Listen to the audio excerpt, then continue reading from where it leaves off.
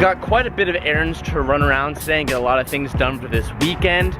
Speaking of this weekend, this Saturday, I know it's a little bit of short notice, but if you're not following my Instagram or Twitter or any of that stuff, you don't know about it.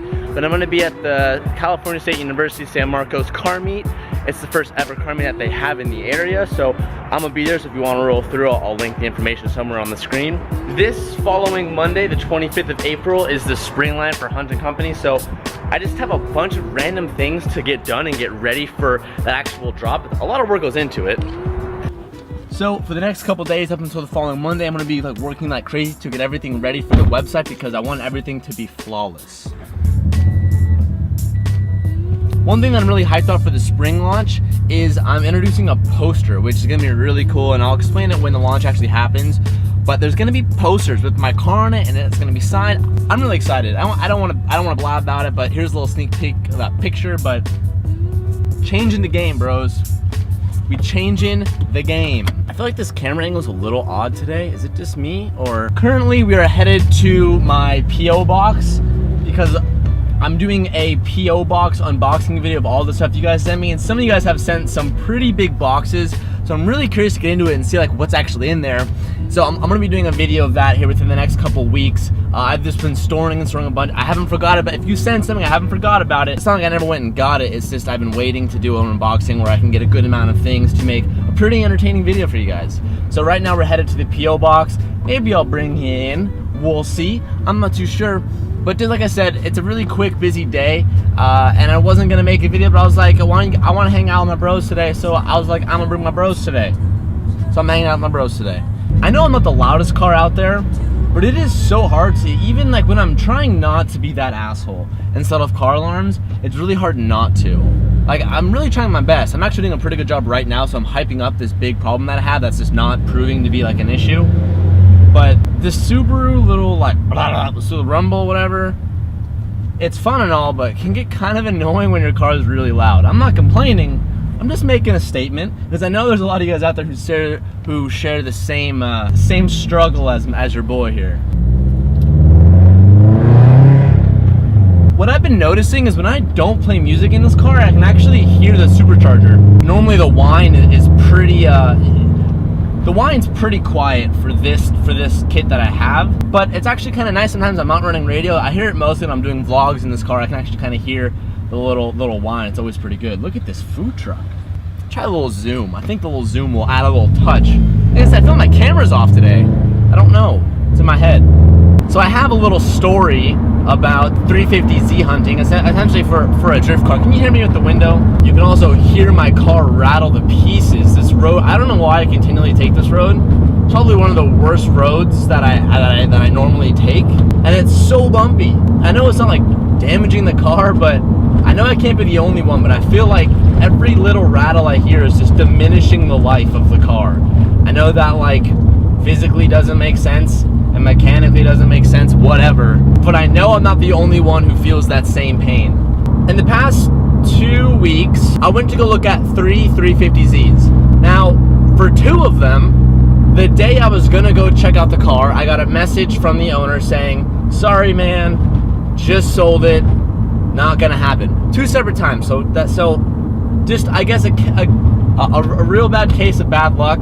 2 separate ones I was really hyped on and had good hopes for ended up being sold the day I was gonna go look at it. So those both got tossed out the window. And then this last one I was gonna go look at this past weekend. If any of you have bought a car privately, you know that there's kind of a checklist of things that you're making sure that the person has. For example, things like the title being in their name for one, at least somewhat of a track record of maintenance parts being put on. At least you want to know what aftermarket parts have been on. You know, just the kind of the real basics, the real basic stuff like that. This 350 that I was going to look at was an 05, I think. It looked relatively good. The day I was actually going to go see the car, it started to get a little bit sketchy, and was kind of like going back on things that he previously said, like saying like, basically what he told me is that, or when I kind of forced that him, I was asking him, was hammering him, I had all my car buddies like, like with me. Like I was texting him our conversation because I like to have a lot of people oversee just so I'm not getting scammed. Just so like I don't know, I'm not the most experienced guy out there. I have a lot of friends who are a lot more experienced in the used car buying than I am. So I was just having some guys look over all of the information that I was being told. Then I started to ask certain questions and basically got it out of him that he was the second owner of this car, which was fine. That would make me the third owner. That's fine. But he never put the car in his name. Now that's very odd, especially he owning the car for 8 months. He never put this car in his name, which means that the car wasn't even insured at that point. Which a lot of you guys may ask, you know, what's the big deal on that? Whatever. But essentially, if I was to buy this car, well, first of all, the worst case scenario is that this could be a stolen car. I mean, I searched the VIN and all that stuff, but like somehow this could be a stolen car, and when I buy the car and go and try and register it for the first time, it's gonna come up as stolen. I'm gonna get hammered with it, and the guy is gonna run away. I don't know. So that's just one major concern. But the real major concern is that when I go and register it, it's gonna like not be followed through. And if a car isn't registered in somebody's name when you buy it, that's usually a pretty big red flag, because there's no real reason as to why you wouldn't, unless there's some fishy activity going on, either with how you obtained the car or what you did with the car. Some people may argue that's completely false, and some of you actually out there may not even have your car in your name, or if it's in your parents' name, whatever. Some of you may even be like, TJ, well, I don't even have my car in my name. Well, for me, personally, I don't want to buy someone else's car that isn't in their name, just because then that means it's still under the first owner's name, and that'd be the third owner's name, and then when I try and register it, they're gonna be like, well, where's that middleman? That like, what happened to that guy who you got that car from? And I try and tell them where it came from. They're like, that guy doesn't exist. They give you a fake name, yada, yada, yada. Just a whole bunch of crap I didn't want to deal with. So, long story short, the search for a 350 is still live and strong, and I haven't found one yet. There's a lot in the area. A lot of you guys keep sending me like 350s that you seeing for sale that are like across the country. I appreciate the help, bros. If you're in Michigan and you send me a car that was listed in Detroit, chances are I'm not gonna drive and spend $1,000 to fly out there to check out a car when I could just find one here. I love you guys for helping me, but it's okay, I'll find one. Calvin's calling me. What to do, baby boo? Bye. So yeah, the 350 build's still live and strong. Haven't found one yet, but bros, I have faith. If you want to know the specifications, what I'm looking for, because a lot of you guys keep asking that, I haven't really addressed it yet.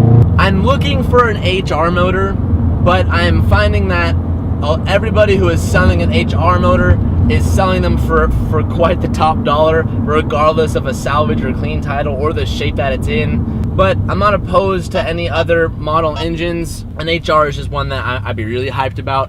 But like I said, I'm just looking for something that doesn't have to be in the best shape, but like I said, it's gonna be a drift car. My price range is, I'm looking to stay within around 8 grand. That's what I'm looking for. But like I said, if the perfect one rocks in front of my face and I have to have it, your boy has to has it. So that's all I gotta say about that. I'm about to pull up to my P.O. box and my camera's about to die, so I can't take y'all in with me. But I'm excited to see the packages that you guys sent. I hope to even see you this weekend at the San Marcos meet. If not, I think we're gonna plan another meet in the middle of May. I think it's the 14th. Don't quote me on that. I'll let you guys know more information soon. Thank y'all so much for watching, hanging out with me a little bit today. I know it was a little short, but I'm a little busy. But like I said, I just want to hang out with you guys while I could. Thank y'all so much for watching. Peace out, and keep moving forward.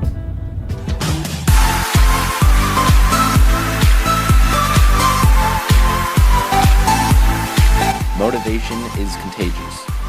Hang out with those who inspire you and strive not to be like them, but only a better version of yourself. You will learn that there is a difference between alone and lonely. Life isn't always easy, but that's the beauty of it. You will learn how to be truly happy, and as much as you don't